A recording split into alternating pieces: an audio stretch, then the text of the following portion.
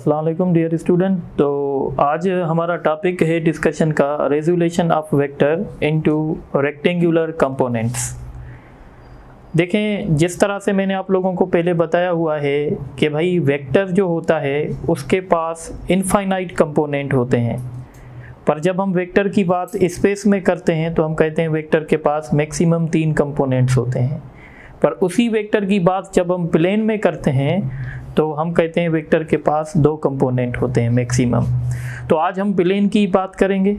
तो resolution of vector का मतलब क्या होता है कि हमारे पास एक वेक्टर होगा और ये वेक्टर एक्स एक्सिस के साथ एक एंगल बनाएगा। सपोज करें एक थीटा एंगल बना रहा है, ये वेक्टर ए है, और हम क्या करेंगे, इस वेक्टर को डिवाइड कर देंगे, स्प्लिट कर देंगे कंपोनेंट्स में।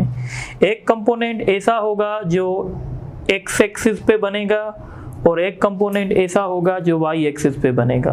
तो जो कंपोनेंट एक्स एक्सिस के पैरेलल होगा उस कंपोनेंट को कहेंगे एक्स कंपोनेंट, यानी ये component along the X axis है, इसको एक्स कंपोनेंट कहा जाएगा, और ये component along the Y axis है, इसको वाई कंपोनेंट कहा जाएगा। अब अगर हम इसकी डेफिनेशन लिखें तो हम कहेंगे it is a process in which a vector is being splitted into rectangular components। ठीक है, मतलब कहने का ये है कि ये हमारे पास एक वेक्टर है A और हमने इस वेक्टर को रिजॉल्व कर दिया है 2 कंपोनेंट में। तो ये 2 कंपोनेंट हैं। ये जो कंपोनेंट है ये अलोंग एक्स एक्सिस है और ये जो कंपोनेंट है ये अलोंग वाई एक्सिस है। अगर आप थोड़ा सा इस राइट एंगल ट्राइंगल को देखें, अगर आप यहाँ से एक्स कंपोनेंट निकालना चाहते हैं तो एक्स कंपोनेंट निकालने का फार्मूला होता है a इंटू कॉस थीटा, और वाई कंपोनेंट निकालने का फार्मूला होगा a इंटू साइन थीटा। ये होगा, इसको यूजुअली हॉरिजॉन्टल कंपोनेंट भी कहते हैं, हॉरिजॉन्टल कंपोनेंट, क्योंकि एक्स एक्सिस को हम हॉरिजॉन्टल कंपोनेंट कहते हैं और वाई एक्सिस को वर्टिकल, तो ये वर्टिकल कंपोनेंट भी होगा। अब एक बात का ख्याल रखिएगा, ये जो थीटा है ना, ये एंगल है और ये एंगल वेक्टर ए बना रहा है किसके साथ, पॉजिटिव एक्स एक्सिस के साथ। तो यहाँ पे मैं लिखूंगा where theta is angle with positive X axis. अब थोड़ा सा आप इंटीटेस के स्टूडेंट हैं तो आपको एक पॉइंट और भी आनी चाहिए। देखें, कभी कभी क्या करता है एग्जाम जो आपसे लेता है वो क्या करता है, ये एंगल एक्स एक्सिस के साथ नहीं देता है, वो एंगल वाई एक्सिस के साथ देगा।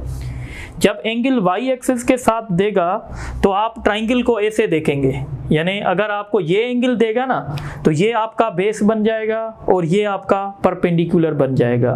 मतलब कहने का ये है कि जब एंगल वाई एक्सिस के साथ दी जाएगी तो वाई कंपोनेंट में लगेगा कॉस और एक्स कंपोनेंट में लगेगा साइन। मतलब कहने का सिंपल है, जिसके साथ एंगल दी जाएगी उसके साथ कॉस लगेगा और जिसके साथ एंगल नहीं दी जाएगी उसके साथ साइन लगेगा। तो ये formula ax is equal to a sine alpha, मैं अल्फा लिख रहा हूं इसको, ठीक है, और ay is equal to a sine cos alpha. अब मेरे कहने का मतलब क्या है, अब ये जो एंगल है alpha, alpha is angle which vector a makes with positive Y axis. अब ये जो एंगल बनेगी अल्फा वो पॉजिटिव वाई एक्सिस के साथ बनेगी। तो क्वेश्चन को सॉल्व करने से पहले आप देखेंगे कि आपको एंगल एक्स एक्सिस के साथ दी जा रही है या वाई एक्सिस के साथ दी जा रही है, ठीक है। ये तो एक सिंपल डिस्कशन है। अब थोड़ा सा हम आगे चलते हैं। जैसे मैंने आपको बेसिक क्लासेस में बताया है कि प्लेन में हमारे पास क्वाड्रेंट होते हैं, जैसे ये फर्स्ट क्वाड्रेंट है, ये सेकंड क्वाड्रेंट है, ये थर्ड क्वाड्रेंट है और ये हमारा फोर्थ क्वाड्रेंट है। 4 क्वाड्रेंट होते हैं प्लेन में, तो कभी हमारा वेक्टर फर्स्ट क्वाड्रेंट में हो सकता है, कभी सेकंड में हो सकता है, कभी थर्ड में हो सकता है, कभी फोर्थ में हो सकता है। ये हमारी x पॉजिटिव, ये हमारी x नेगेटिव, ये हमारी y पॉजिटिव, ये हमारी y नेगेटिव। अब बात समझें, देखें जो आपका फर्स्ट क्वाड्रेंट है इसमें एंगल बनती है 0 से लेकर 90 तक, और इसमें एंगल बनती है 90 से लेकर 180 तक, और इसमें एंगल बनेगी 180 से लेकर 270 तक, और इसमें एंगल बनेगी 270 से लेकर 360 तक। अब अगर आपका वेक्टर पहले क्वाड्रेंट में होगा, यानी आपका वेक्टर अगर x एक्सिस के साथ 75 डिग्री की एंगल बना रहा है, इसका मतलब है आपका वेक्टर फर्स्ट क्वाड्रेंट में है, तो उसका x कंपोनेंट भी पॉजिटिव होगा और y कंपोनेंट भी पॉजिटिव होगा। x component is positive, y component is positive. Means अगर मैं कहता हूं एक वेक्टर x एक्सिस के साथ 60 डिग्री की एंगल बना रहा है, तो उसका x कंपोनेंट क्या होगा? x component positive. y component क्या होगा? y कंपोनेंट भी पॉजिटिव होगा। पर अगर आपका वेक्टर सेकंड क्वाड्रेंट में होगा, मसलन आपका वेक्टर 150 डिग्री की एंगल बना रहा है पॉजिटिव x एक्सिस के साथ, मतलब वो वेक्टर कहाँ होगा? सेकंड क्वाड्रेंट में। और जब वेक्टर सेकंड क्वाड्रेंट में होगा तो उसका x कंपोनेंट नेगेटिव, यहाँ देखें x नेगेटिव है और y आपका जो है वो पॉजिटिव है। इसी तरीके से अगर कोई वेक्टर 200 डिग्री की एंगल बना रहा है तो वो वेक्टर कहाँ लाई करेगा? थर्ड क्वाड्रेंट में, तो इसका हम कहेंगे x कंपोनेंट नेगेटिव और y कंपोनेंट वो भी नेगेटिव होगा। इसी तरीके से अगर कोई वेक्टर आपका सपोज करें 300 डिग्री की एंगल बना रहा है तो वो वेक्टर फोर्थ क्वाड्रेंट में होगा। फोर्थ क्वाड्रेंट में देखें x आपका पॉजिटिव है, y आपका नेगेटिव है, तो x component is positive, y component is negative. तो इस तरीके से हम जो है डिसाइड कर सकते हैं।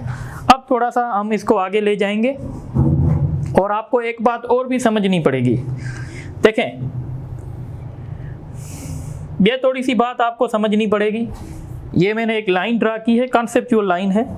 यहाँ पे हम कहते हैं 0 डिग्री है, यहाँ पे हम कह रहे हैं 45 डिग्री है, और यहाँ पे हम कह रहे हैं 90 डिग्री है।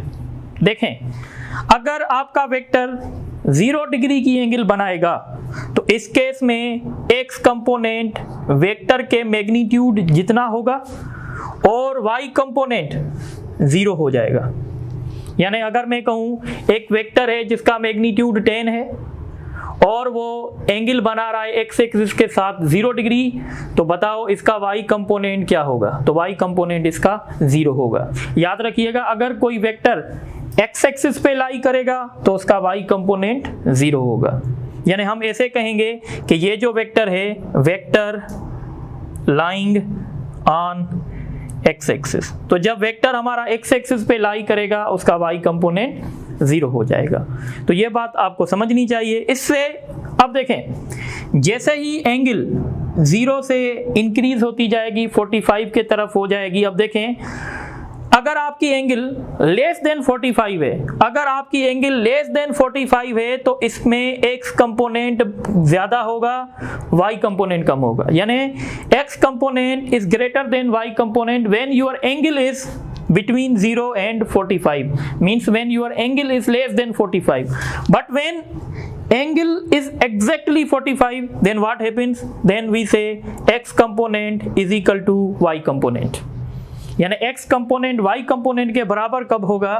जब एंगल 45 होगी। याद रखें पैराडिक ट्रिग्नोमेट्री के टेबल में मैंने बताया था कि cos 45 का और sin 45 का वैल्यू सेम होता है, इसीलिए हम कहते हैं कि x कंपोनेंट और y कंपोनेंट सेम होता है। अब बात समझें, अगर आपकी एंगल 45 से 90 के तरफ जाएगी तो अब आपका y कंपोनेंट ज्यादा होगा, x कंपोनेंट कम होगा। यानी अब x component is less than y component when your angle is greater than 45, but when your angle is exactly 90 degree then we say x component is 0 and y component is equal to a। और इस case में हम कहेंगे कि vector कहाँ पे लाई कर रहा है? Vector is lying on y axis, vector आपका y एक्सिस पे लाई करेगा।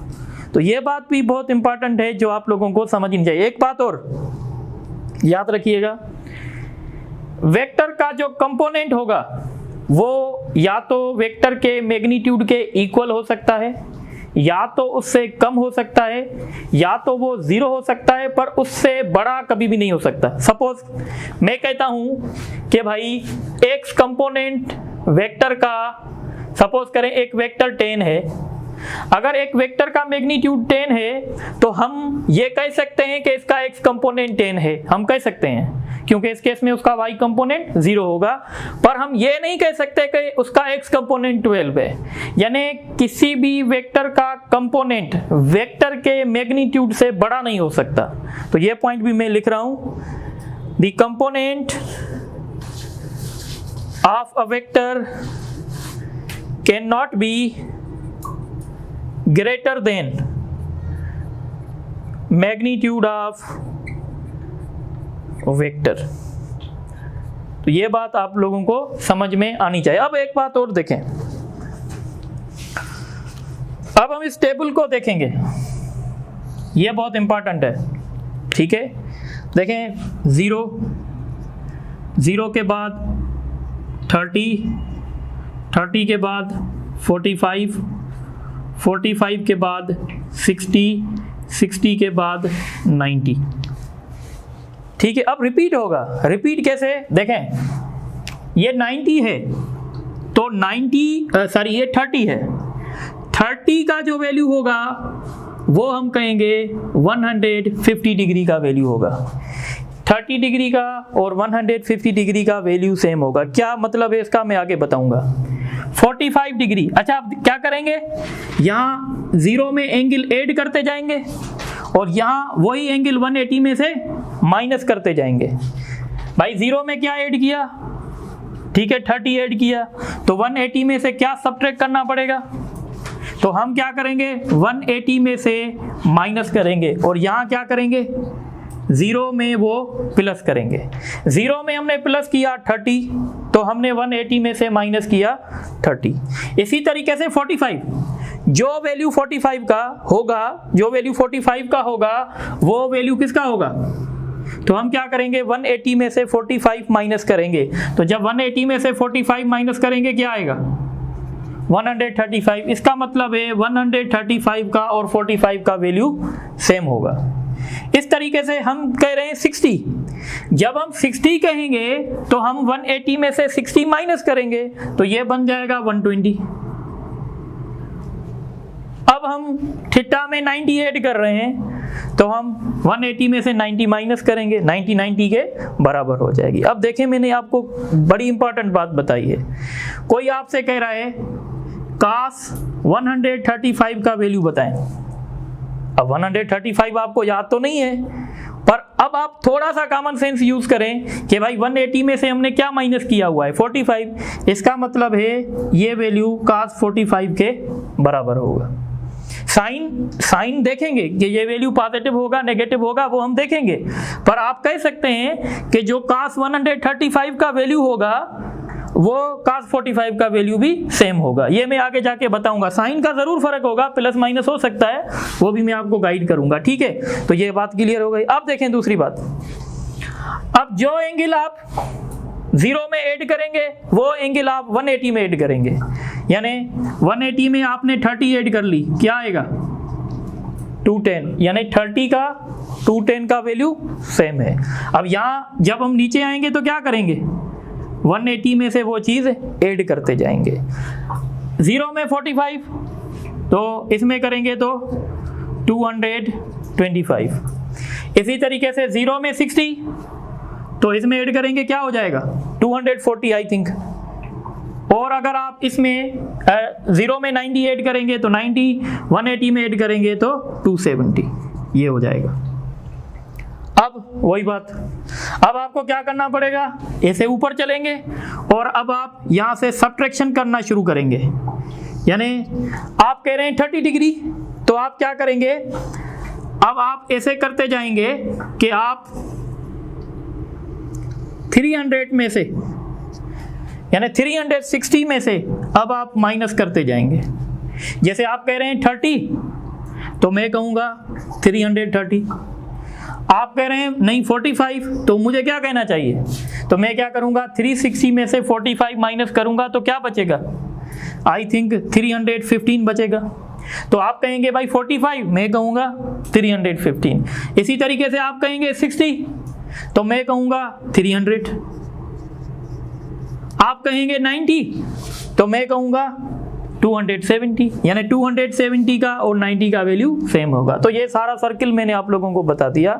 अब इसकी बहुत ज़्यादा इंपॉर्टेंस है, वो इंपॉर्टेंस आपको तब पता चलेगी जब हम इस पे एमसीक्यूज करेंगे। तो आप नोट करें, तो मैं फिर एमसीक्यूज के सेक्शन पे आता हूँ।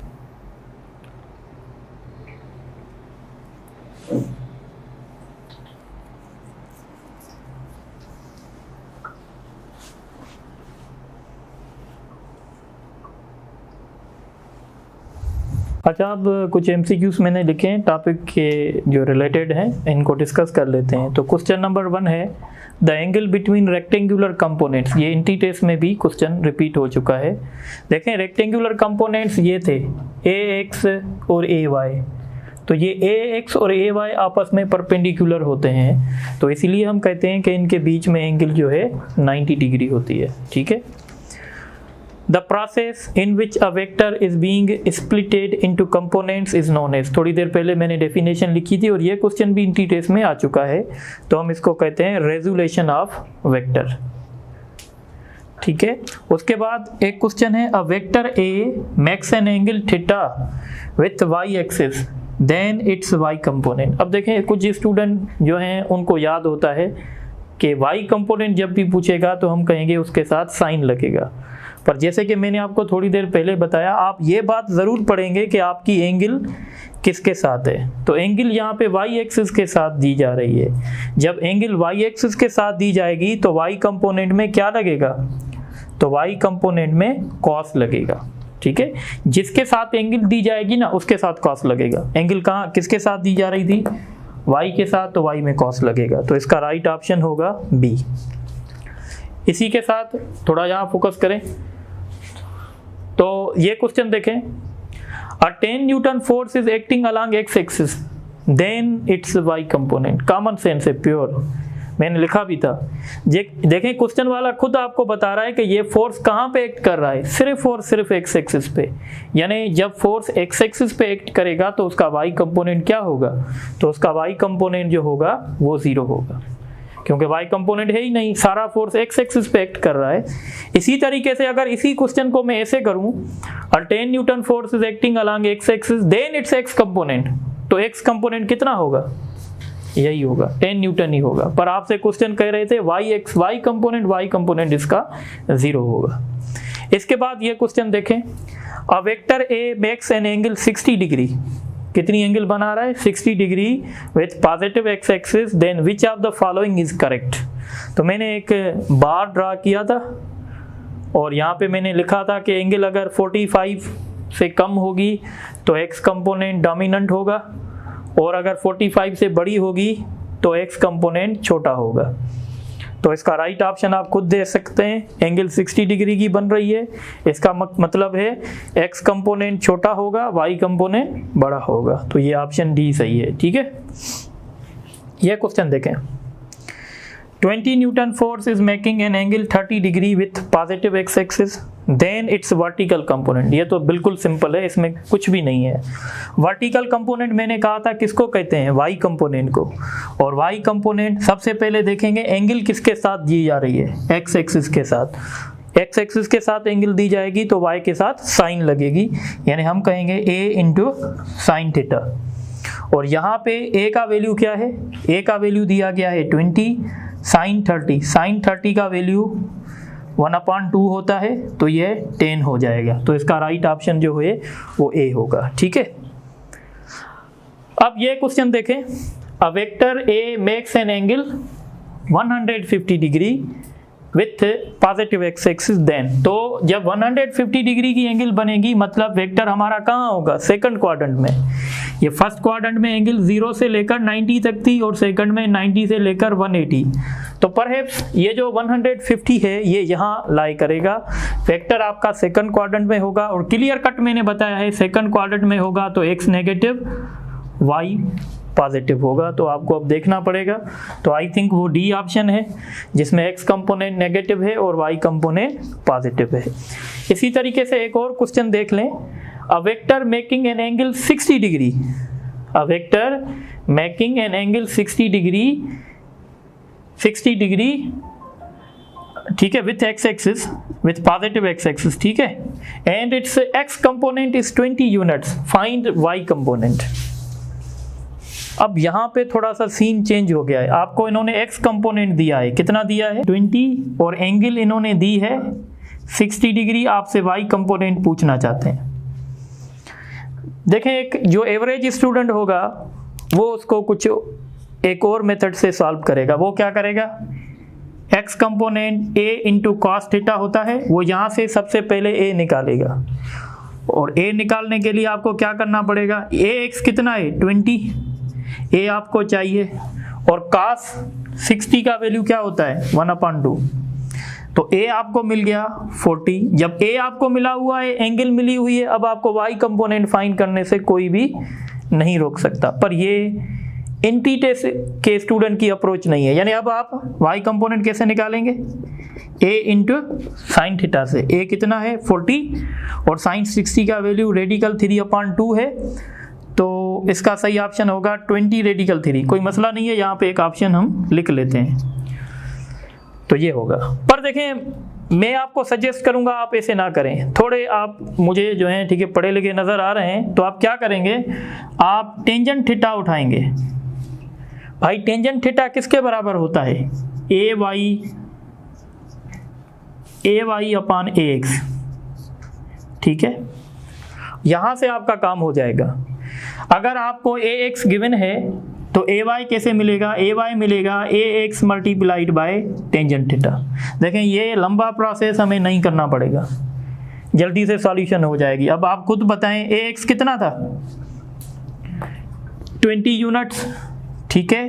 10 60 का वैल्यू रेडिकल 3 होता है, तो देखें 20 रेडिकल 3 आपको मिल गया। तो इतना लंबा प्रोसेस नहीं करना है। एंट्री टेस्ट में वो स्टूडेंट सक्सेस होता है जिसको शॉर्टकट्स आती हैं, तो ये एक शॉर्टकट मेथड है, ये एक लंबा है। अब आपकी मर्जी है जिसको कंसीडर करें, ठीक है। अब आप इस क्वेश्चन पे आ जाएं। ये क्वेश्चन ज़्यादा सा स्टूडेंट को परेशान करता है, तो अब थोड़ा सा आप इंक्लाइन प्लेन की थोड़ी सी स्टडी कर लें।